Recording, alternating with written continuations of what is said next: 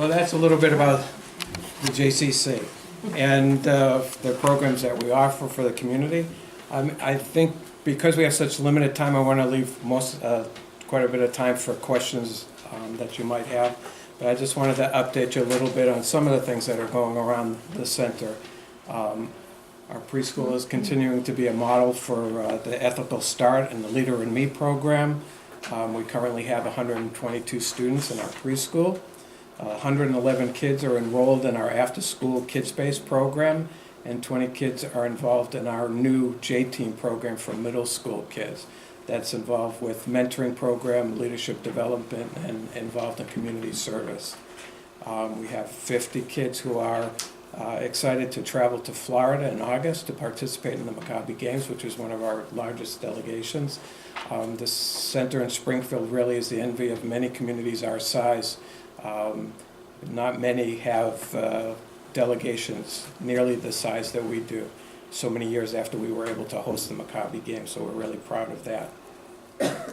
And we just completed Sunday the 10th anniversary of the Pioneer Valley Jewish Film Festival.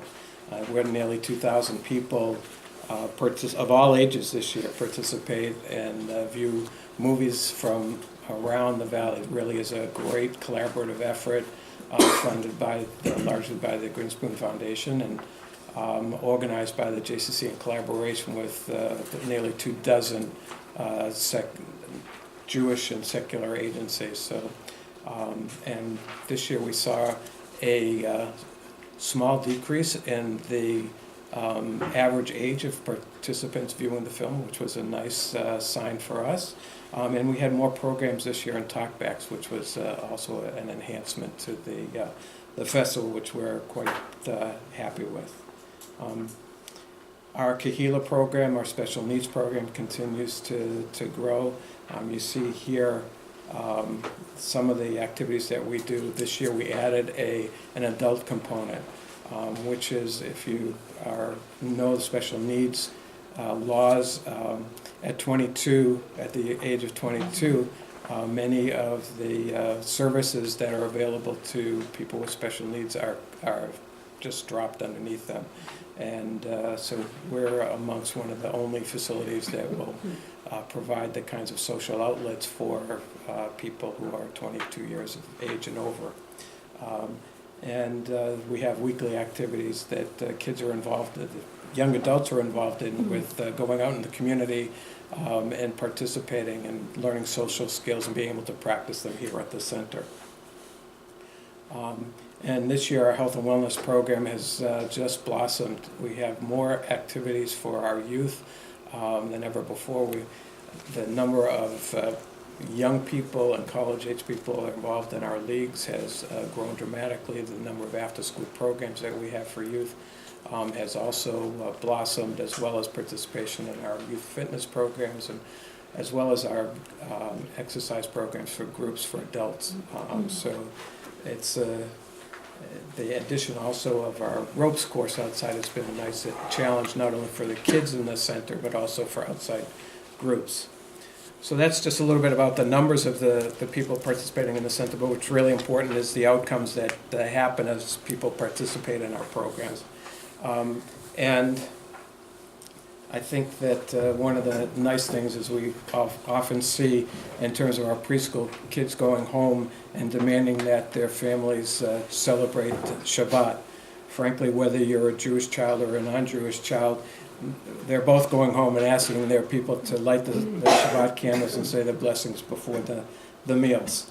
One of the stories last week was there were ants in the kids' room, and they wouldn't allow us to step on them because Pirkei Avot says that everybody is important. And the kids in our special needs program, they come in. I think the ones that are most telling are the people who are. If you read the Republican this Sunday, you saw an article about Autism Speaks and adaptive aquatics programs. They could have written that story here because we have thousands of swim lessons that we provide for children with special needs, and we see the dramatic change not only in their ability to swim, but more importantly also is we've had kids who go in there who are nonverbal, and after the program, they begin to verbalize. It's quite an amazing thing to see. And our seniors who are exercising in our wellness program, that not only are they getting, we view it as an opportunity not only for them to maintain their health, but to socialize as well. And I had an occasion to speak to one of them who recently had an accident, and she told me that her doctor, and this is a story I hear often, the doctor tells them how well they healed and how quickly they healed because of the health and exercise that they do at the center. So I think that's a little bit about what some of the outcomes that are coming on at the JCC. And so what are the challenges? One of the things is that we continue to grow our program. One of the things we've discovered is that while we grow our program, we don't grow our infrastructure to support them. So that continues to be a challenge that we have. Enlisting individuals, as I think many of the organizations in town enlisting individuals to take on leadership positions on our board of directors and on our committees. And to try to find people to mentor those people so that they can become involved.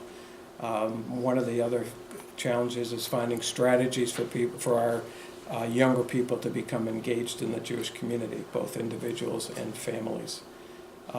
And living in a building that's 60 plus years old, for those of your houses that old, it's a constant struggle to keep them functioning well.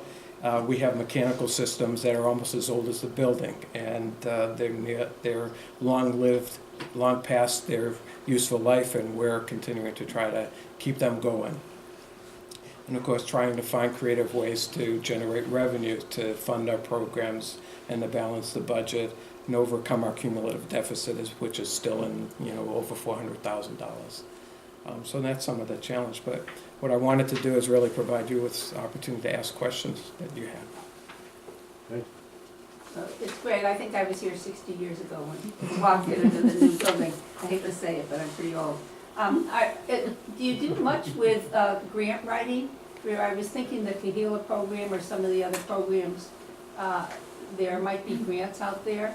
That's one. And two, on United Way, I have a feeling that United Way isn't giving the dollars that they did at one time, but there is a way that people that give to United Way can dedicate some of the dollars to the JCC. And I don't know if many people are aware of that, and maybe that's something that more people could be aware of, not in a very visible way, but in an undercurrent kind of way. I know the United Way doesn't really want people to go advocating for themselves, right, which is not something that we do. In terms of United Way, we're actually on a 3-year grant cycle with them, and this is the second year of that grant, and it's actually funding more than we have in the last prior. So we've been very fortunate for them to support our after-school program in that way. In terms of grants, we've been relatively successful with grants for Kahila, supporting specific initiatives like our Project Ride program, which provides bikes for kids, tricycles, adaptive bikes, so that they can feel a sense of independence and enjoyment to ride with their siblings and others. We have over 100 bikes out in the community from really around the valley that provide not only the bikes but also annual tune-ups and programs that we do along with them. So we did get a grant last year to purchase some additional bikes. Plus one of the other programs, our Fitness Buddies programs, which is a program that pairs up volunteers with young adults and teens with special needs so that they can learn how to behave in our fitness center. So it's a program where they start off in our youth fitness center and get trained in terms of using some of the equipment and how to not make sounds and how to greet people, so that they go then once they graduate that program, they go with their buddy into the regular fitness center, and they're just like everybody else. So those are some of the grants that we have applied for and received this past year. I have a question on your actual for 14 versus your budget for 15. So I don't know where you are versus your budget, but I just noticed on the revenue, in 14, your revenue was about $200,000 lower than you projected for this year, and your phys ed revenue was $200,000 higher, so it's two together about the same. But what do you attribute the switch to? Like the more you budgeted for more membership revenue, so did you get a lot more members this year, or? So I guess I should point some of the things that you might not. That's one of the things that I wanted to talk about in terms of the budget. What we did this year is you're observant. I appreciate that. So one of the things that we did this year was we used to have a separate membership for fitness, and and that membership went into the health and wellness budget.